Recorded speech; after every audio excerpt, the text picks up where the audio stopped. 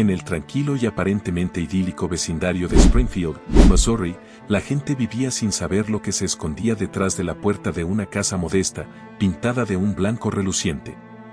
Era la casa de Dee Dee Blanchard y su hija Gypsy Rose. Una madre soltera que, a ojos del mundo, era la definición misma de dedicación y sacrificio, y su hija, una niña extremadamente enferma, víctima de un sinfín de enfermedades crónicas y discapacidades. Dee Dee parecía tener la vida perfecta. Era la mujer que todos en la comunidad admiraban por su valentía, por su capacidad de cuidar a su hija enferma mientras luchaba con la adversidad de la vida. Sus amigos y vecinos la veían como una heroína, una madre que nunca se rendía. Pero, ¿qué sucedía realmente tras las paredes de esa casa? ¿Qué tan profunda era la mentira que Dee Dee había tejido a su alrededor? Para entenderlo, debemos retroceder al principio de todo. Gypsy Rose nació en 1991, una niña que fue diagnosticada desde pequeña con una serie de enfermedades que, según los informes médicos de su madre, la habían dejado con severas limitaciones físicas y mentales. Sufría de parálisis cerebral, dificultades para caminar, epilepsia y una rara forma de leucemia. Desde su nacimiento, Dee Dee se convirtió en su enfermera, su cuidadora y, lo que parecía ser, su única amiga en el mundo. La situación de Gypsy parecía ser desoladora, y todos creían que la niña vivía una vida de dolor, luchando por sobrevivir. Pero había algo extraño en todo esto. Algo que no cuadraba. Dee Dee se encargaba de que todo el mundo viera a su hija como una víctima, siempre con una sonrisa triste en el rostro, siempre dispuesta a contar las penurias de su hija, a compartir cada diagnóstico médico, cada tratamiento experimental que la niña había tenido que pasar. La gente sentía compasión, pero, al mismo tiempo, no podían evitar admirar a Dee Dee por su fortaleza. Ella era un ejemplo de dedicación, una madre que sacrificaba todo por su hija. Lo que nadie sabía era que, en realidad, Gypsy Rose estaba perfectamente sana. Dee Dee había manipulado y controlado su vida de una manera tan precisa y calculada que había logrado convencer a médicos, familiares y amigos de que su hija estaba gravemente enferma. Había forjado diagnósticos médicos, había administrado medicamentos innecesarios y había incluso sometido a Gypsy a cirugías sin justificación. La niña, a tan temprana edad, estaba atrapada en una red de mentiras que su madre había construido con tanta destreza que nadie pudo verlo venir. Gypsy Rose, desde muy pequeña, comenzó a sentir que algo no estaba bien. Sabía que su madre la mantenía encerrada, que la trataba como una niña pequeña, aunque ya estaba creciendo.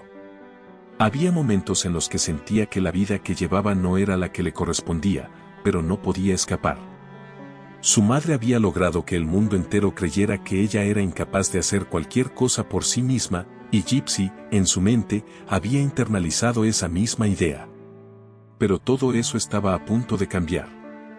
Y así comenzó la historia de una hija que, después de años de abuso psicológico y físico, decidió tomar una decisión que cambiaría sus vidas para siempre.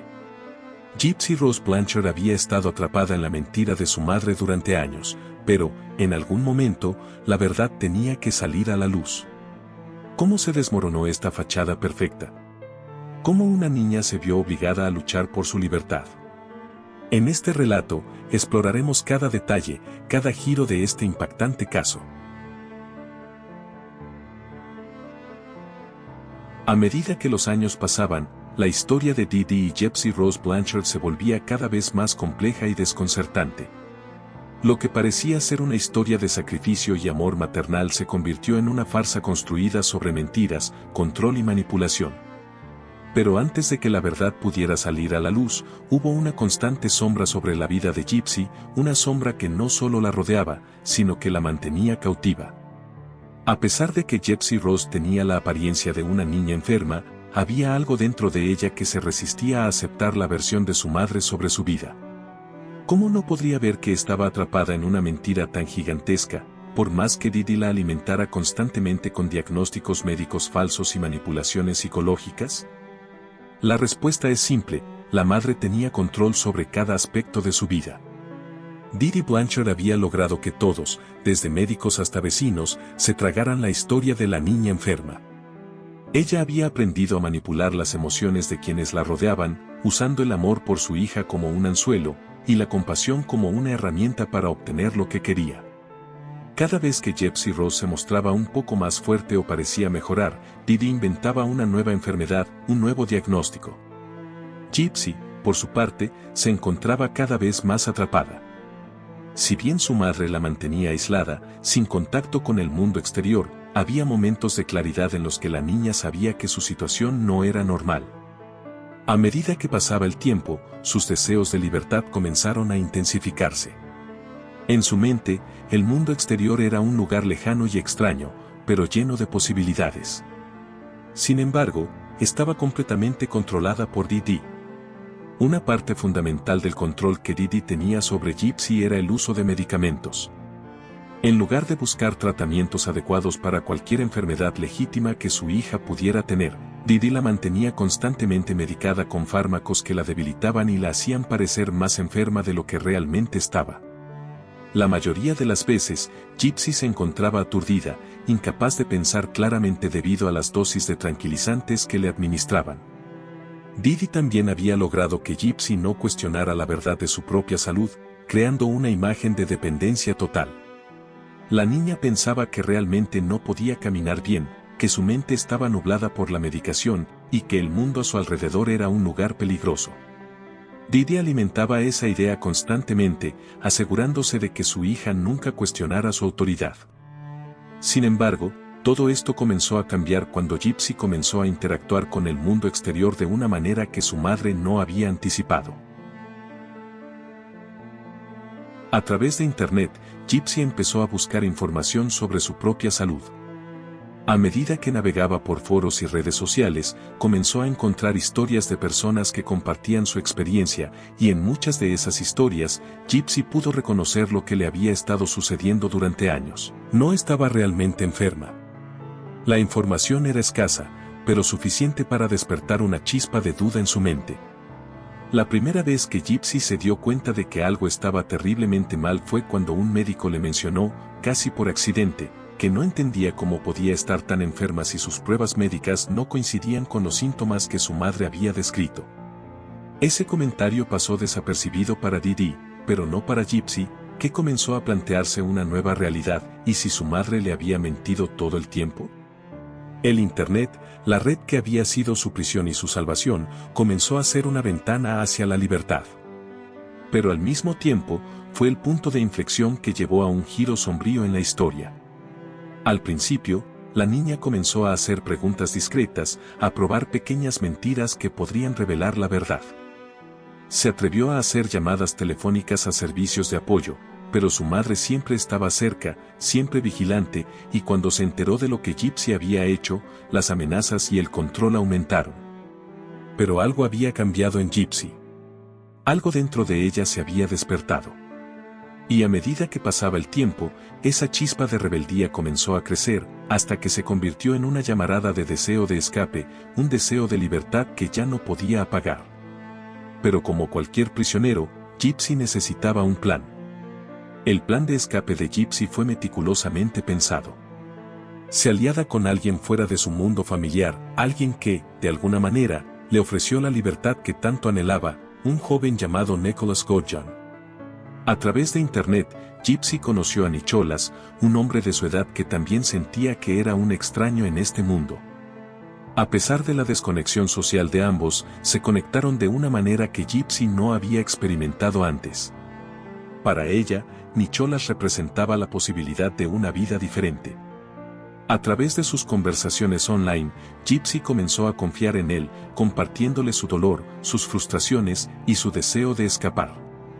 Nicholas, por su parte, veía a Gypsy como la persona que podría liberarlo de su propia existencia solitaria. Y juntos, comenzaron a trazar un plan para escapar de la tiranía de Didi. La idea era sencilla pero peligrosa. Gypsy y Nicholas harían todo lo posible para que Didi desapareciera de sus vidas para siempre. Gypsy ya no quería ser prisionera de su madre, ya no quería seguir sufriendo bajo el control absoluto que Didi tenía sobre ella. Pero este plan de escape estaba destinado a llevarlos por un camino oscuro, uno que cambiaría sus vidas para siempre. La noche del 14 de junio de 2015 marcó el clímax de una historia de años de abuso, mentiras y desesperación.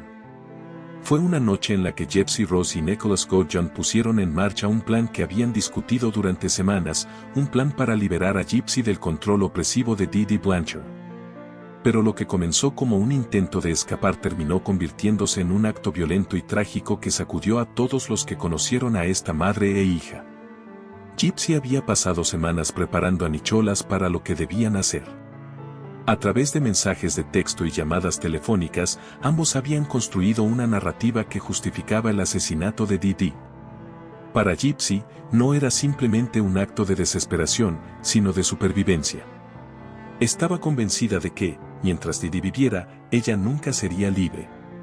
Nicholas, por su parte, estaba dispuesto a hacer cualquier cosa por Gypsy, la veía como su única conexión real con alguien, su alma gemela.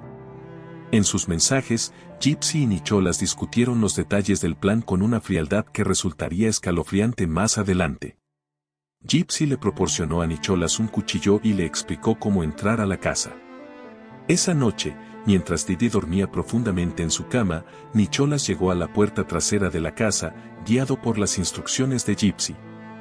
Gypsy lo esperaba, nerviosa pero decidida, mientras su madre dormía a pocos metros. Nicholas entró en la casa con sigilo. Gypsy, que había estado escondida en el baño para no presenciar el asesinato, le había dejado todo preparado, la puerta sin seguro y el cuchillo al alcance. En cuestión de minutos, todo terminó. Nicholas apuñaló a Dee Dee varias veces, mientras ella apenas tuvo tiempo de reaccionar.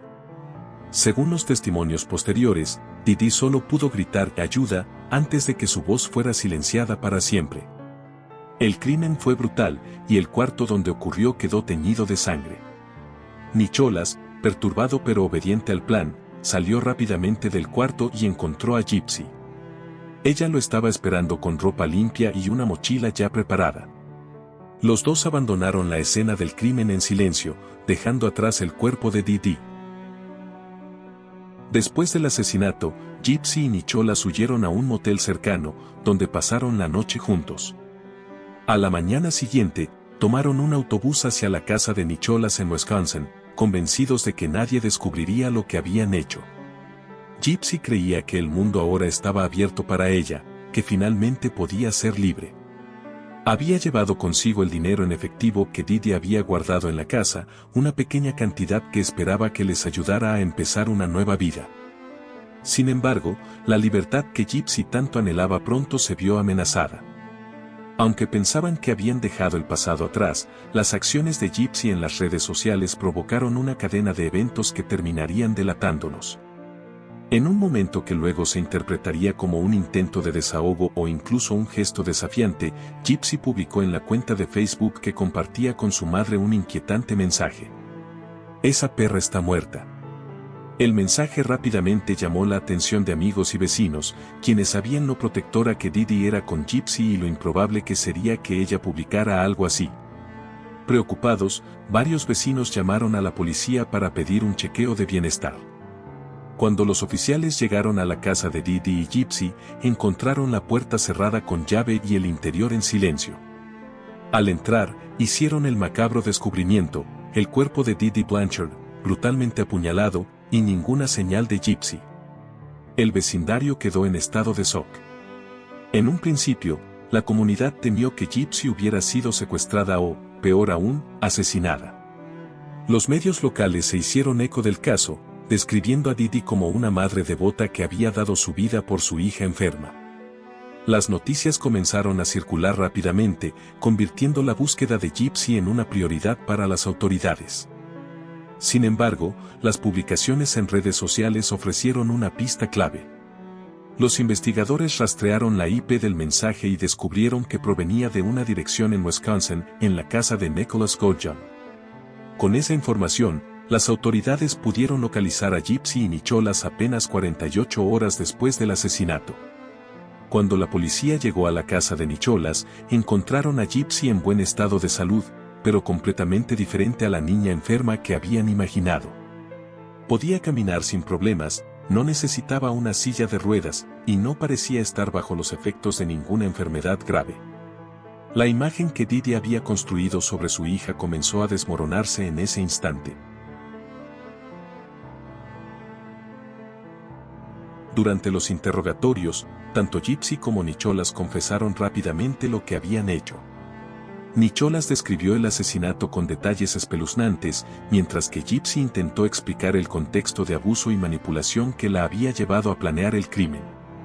Para los investigadores, la historia era desconcertante, cómo una niña que había sido retratada como una víctima indefensa podría haber planeado algo tan violento. Pero a medida que los detalles salían a la luz, comenzó a surgir un panorama mucho más oscuro.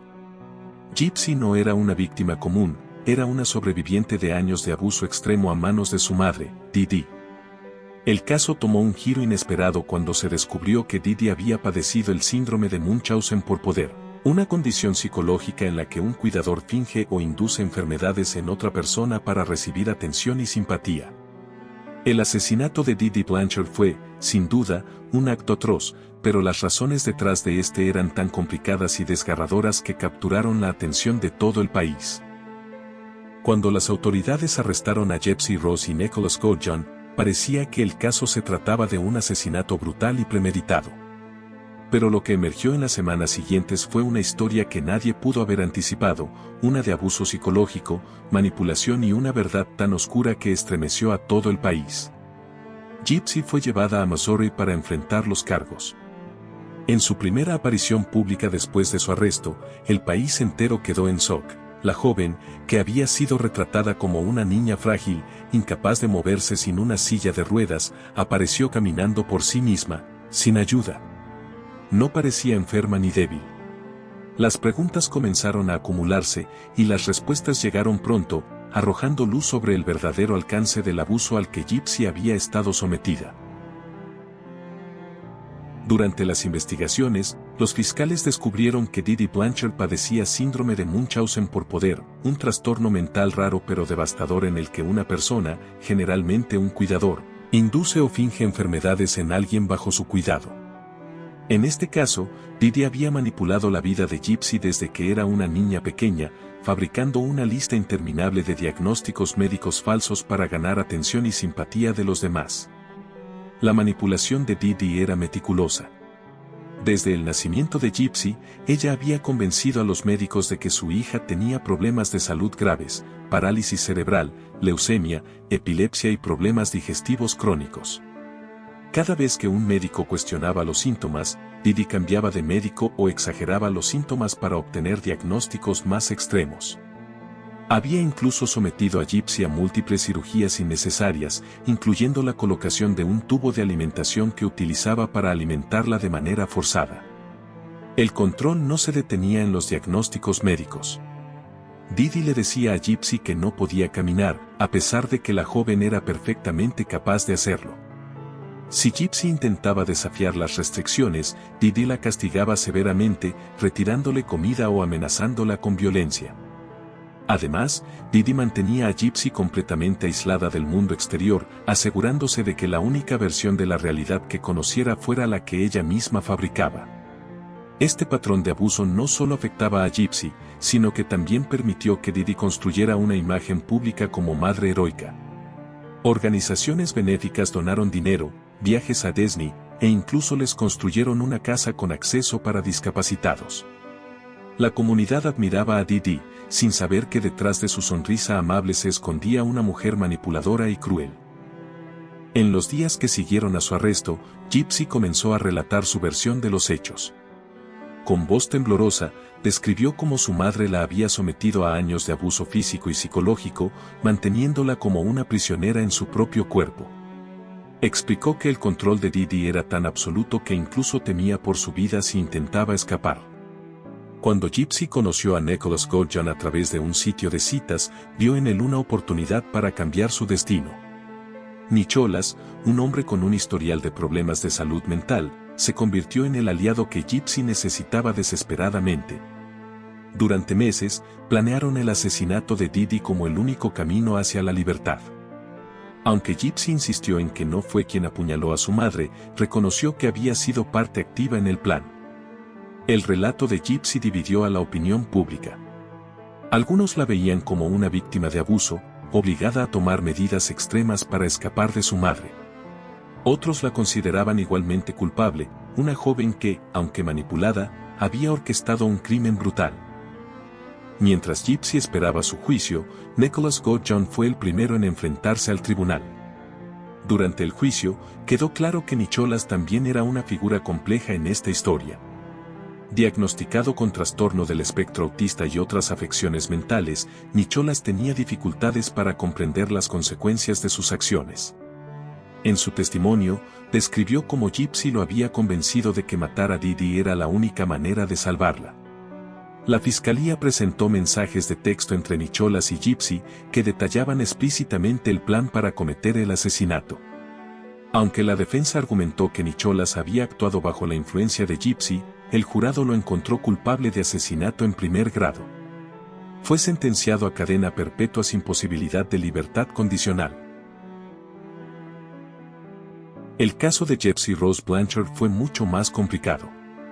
Los fiscales enfrentaron el desafío de equilibrar la gravedad del crimen con el contexto del abuso que había sufrido. Durante las audiencias, Gypsy se mostró arrepentida, pero también habló sobre el terror que sentía al vivir bajo el control de Didi. Finalmente, Gypsy se declaró culpable de homicidio en segundo grado. Fue sentenciada a 10 años de prisión, una condena que muchos consideraron sorprendentemente leve, dado el contexto.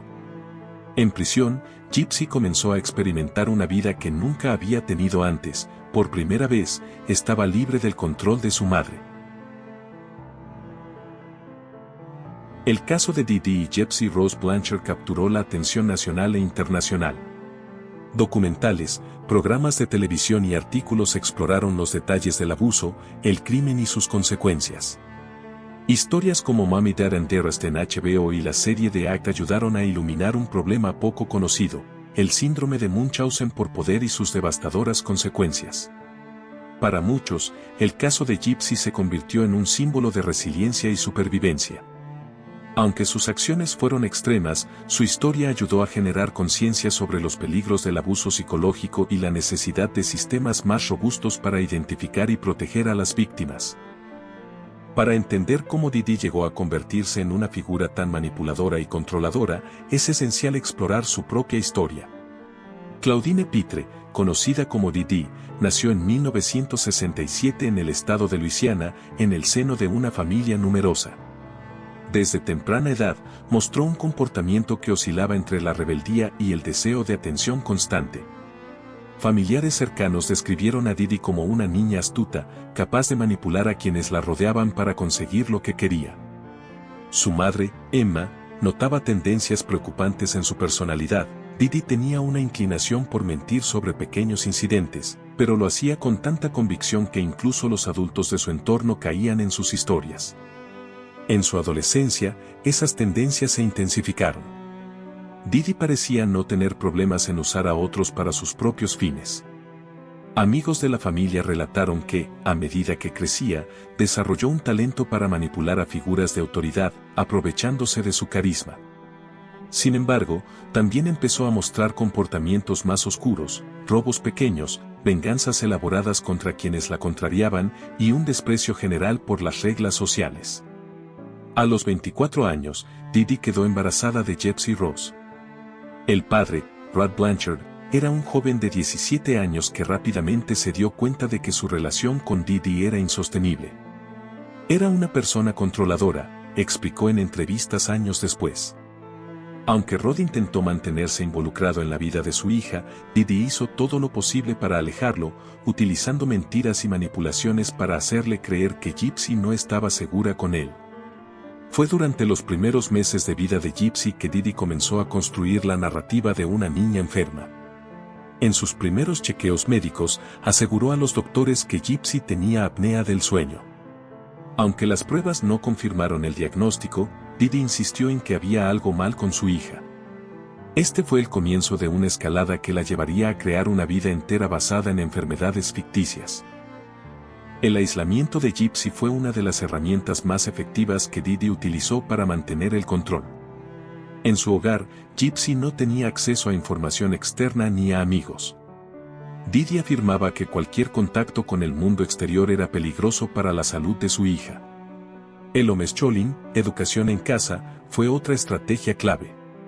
Didi afirmaba que Gypsy estaba demasiado débil para asistir a la escuela y por lo tanto, la educaba en casa. En realidad, Gypsy apenas recibía educación formal. Didi prefería mantenerla ignorante, lo que la hacía más fácil de manipular. A pesar de las circunstancias, Gypsy encontraba formas de escapar mentalmente. A través de las películas de Disney que veía una y otra vez, soñaba con un mundo más allá de las paredes de su casa. Sus personajes favoritos eran aquellos que lograban escapar de situaciones difíciles, como Rapunzel en Enredados. Gypsy comenzó a desear algo más, aunque no sabía cómo lograrlo. Conforme Gypsy crecía, comenzaron a aparecer grietas en la narrativa que Didi había construido. Una de las primeras señales llegó cuando un médico, el Dr. Bernardo Flasterstein, revisó el caso de Gypsy y notó inconsistencias en su historial médico. Flasterstein, un neurólogo pediátrico, sospechaba que Gypsy no tenía parálisis cerebral, como Didi afirmaba. Sin embargo, Didi desestimó sus preocupaciones y dejó de acudir a sus citas. Aunque Flasterstein no reportó sus hallazgos a las autoridades, hizo una anotación en su expediente, posible síndrome de Munchausen por poder. Esta fue una de las primeras veces que alguien cuestionó la versión de Didi, pero el sistema médico no actuó. Al mismo tiempo, Gypsy comenzó a buscar formas de escapar emocionalmente de su realidad. Descubrió Internet, donde podía interactuar con personas sin la supervisión constante de su madre. Fue en este mundo digital donde conoció a Nicholas Goujon, un hombre que se convertiría en el catalizador de su tragedia. Gypsy y Nicholas comenzaron una relación online que rápidamente se intensificó. Gypsy veía en Nicholas a alguien que la entendía y la aceptaba, mientras que Nicholas veía a Gypsy como una figura vulnerable a la que podía rescatar. Sin embargo, Nicholas tenía un historial de comportamientos erráticos y violentos.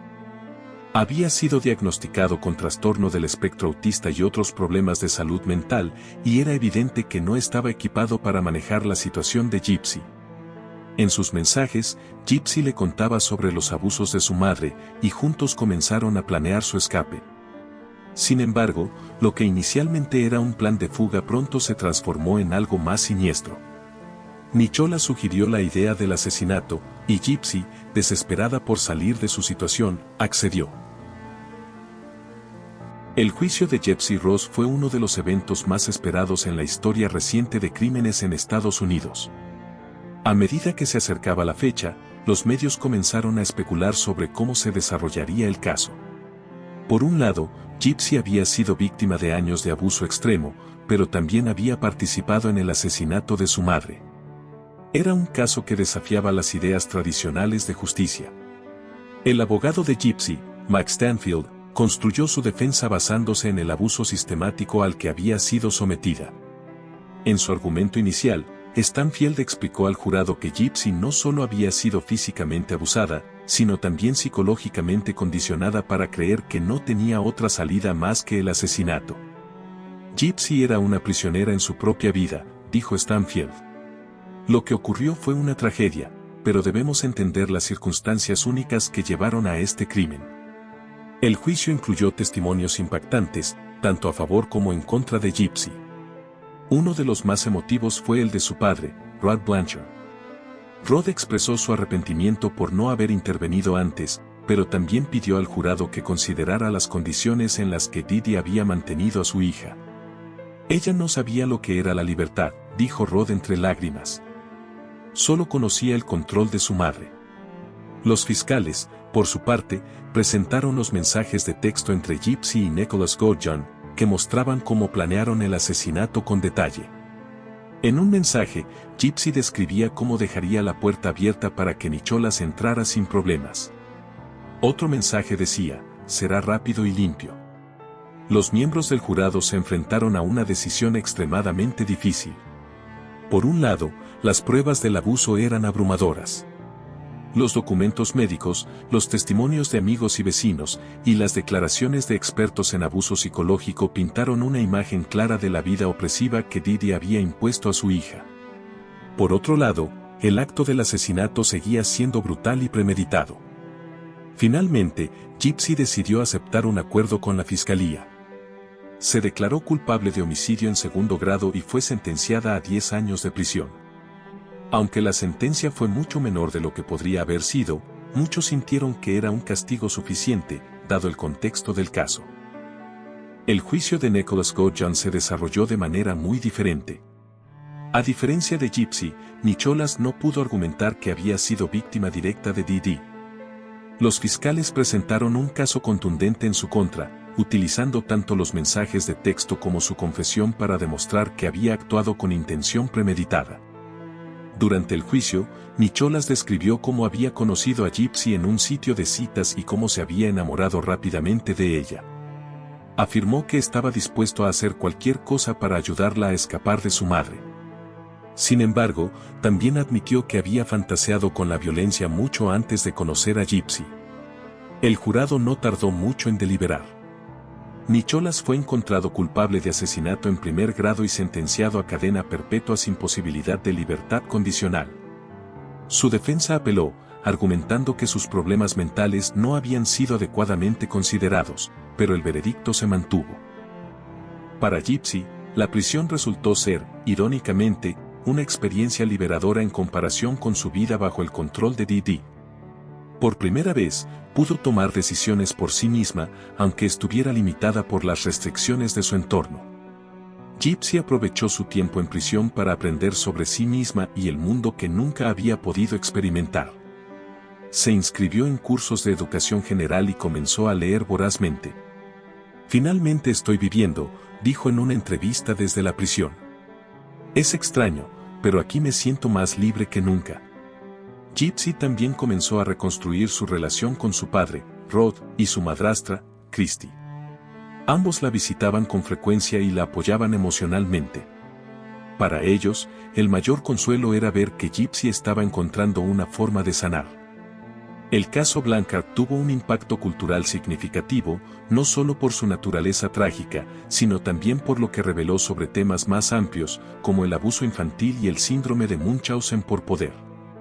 Uno de los primeros documentales en explorar el caso fue Mommy Dad and Dearest de HBO, que ofreció una mirada profunda a la dinámica entre Didi y Gypsy. Posteriormente, la serie de ACT dramatizó la historia, llevando la tragedia a un público aún más amplio. El caso también generó debate sobre cómo las instituciones médicas y sociales manejan los casos de abuso. Muchos preguntaron cómo era posible que Didi hubiera manipulado a tantos médicos durante años sin ser descubierta. Algunos abogaron por reformas en los sistemas de protección infantil para prevenir casos similares en el futuro. La historia de Didi y Gypsy Rose Blanchard no tiene un final feliz, pero ofrece lecciones importantes sobre el abuso, la resiliencia y los límites de la justicia.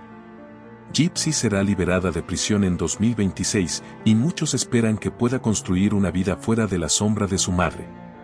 El caso Blanchard sigue siendo un recordatorio de lo complejo que puede ser el abuso psicológico. Para Gypsy, el camino hacia la libertad fue doloroso y trágico, pero también marcó el inicio de una nueva vida.